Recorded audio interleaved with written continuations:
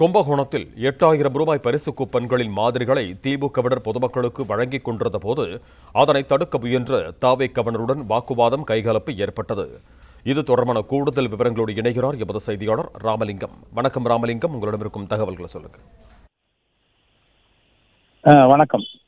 கும்பகோணத்தின் மைய பகுதியான துக்காம்பாளைய தெருவில் இன்று திமுக வேட்பாளர் அன்பழகனுக்கு ஆதரவாக வாக்கு சேகரிப்பில் ஈடுபட்ட போது 8000 ரூபாய் மாதிரி கூப்பனை அவர்கள் அங்கு விநியோகம் செய்துள்ளனர். அந்த சமயத்தில் அங்கு வந்த தமிழக வெற்றி கழகத்தினர் இம்மாதிரியான கூப்பன்கள் வெளியிடக்கூடாது என அவர்களிடம் வாக்குவாதத்தில் ஈடுபட்டுள்ளனர். அதற்கு திமுகவினர் இந்த கூப்பன் வெளியிடுவதற்கு தேர்தல் அதிகாரிகளிடம் நாங்கள் பர்மிஷன் வாங்கியுள்ளோம் என்ற அனுமதி கடிதத்தையும் காட்டியுள்ளனர்.